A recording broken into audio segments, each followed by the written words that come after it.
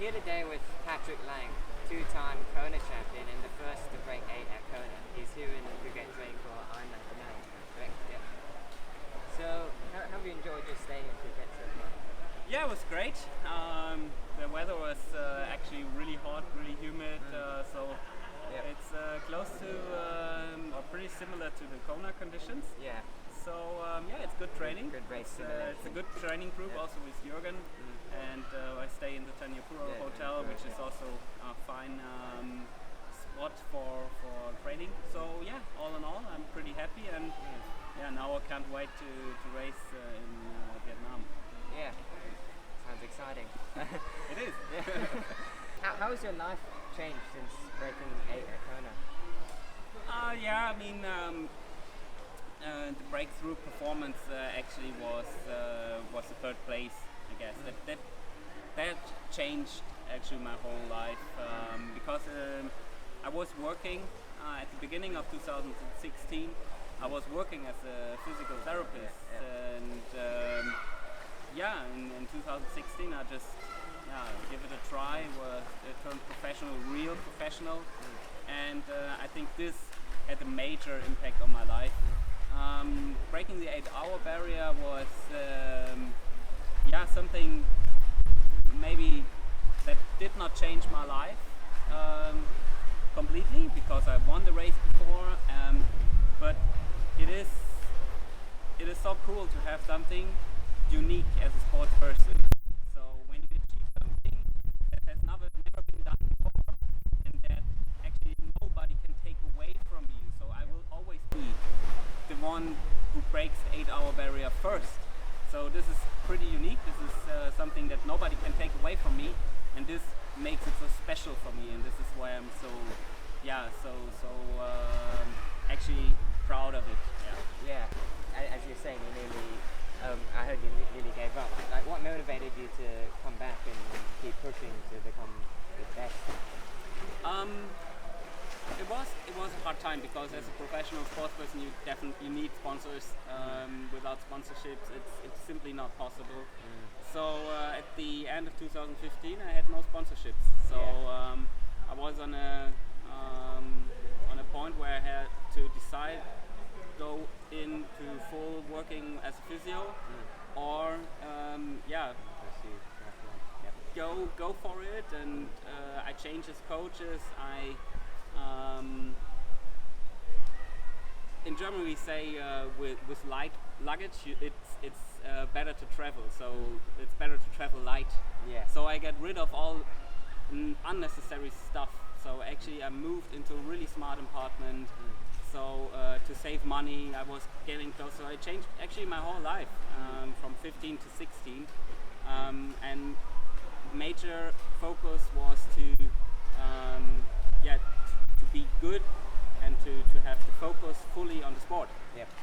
So I get rid of all that weight on my shoulders, all that unnecessary stuff, and that changed me mentally, and it definitely changed my life, because after that I was free. Your motto, be the record breaker.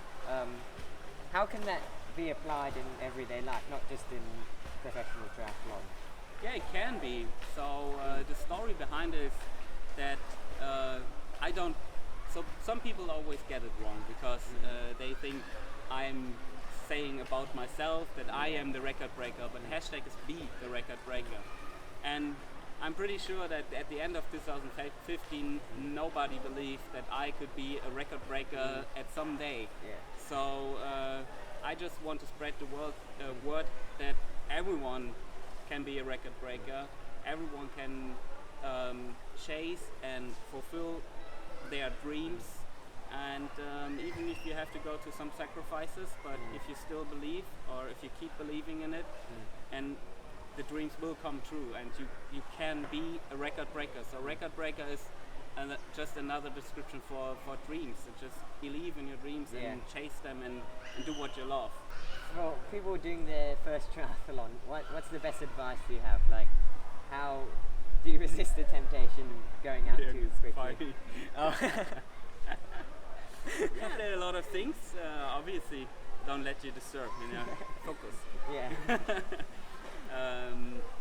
No, you know what I see in the last years, especially in age group in age group categories, is that everyone is so strict to themselves, and everyone is just into their Garmins and to Training Peaks, and they forget about the fun. And I think, especially as an age grouper, you do it for fun. And I think when I come back on Monday to the swimming center, and age grouper had a race before, and I ask him, hey, how was the race? He will name 5 negative things. And I always think, dude, you're not doing this for a living. So it's just it's important to have fun and to enjoy what you're doing. Be rewarded for the training that you put in. So reward yourself. Good result in the end, yeah. And a fun one here. What is your favorite session of the week? What do you? Actually, when I'm in Germany, I really like to have the long runs. Especially when the shape is picking up a little bit and it's just effortless running. I really like the 32 kilometer runs when I go out with my running squad and some friends. How important is recovery, and what would you normally do after a tough session or a race as recovery? So first thing is I go and put on my Normatec boots, because this is the easiest way to get a fast. Yeah, it's like compression, air compression, big sock, because right after a race you don't want to have a deep tissue massage or something. And then it's really important to get going again. So go for a little swim or go for an easy bike ride. Don't run necessarily in an Ironman. I don't run for 1.5 weeks or 2 weeks maybe. Yeah. But it's important to get going again. So what would be your favorite thing to do after a race? Is celebration or? Actually, after I chilled out a little bit and had 1 or 2 coffees, I really enjoyed going to the finish line ceremony. Yeah. At the big Ironmans. It's just amazing to honor the ones to come in last. I think that's a pretty cool thing about triathlon, and I think this is one of the reasons why triathlon is the greatest sport in the world, because we honor also the last ones. So especially as a Kona champion, when you give the medal to the ones who coming into the finish with 17 hours of work, it's just amazing. It gives me goosebumps when I think of it now. Yeah. Thank you for your time. It was a pleasure to interview you. Yeah, thank you. Good job. Keep it up.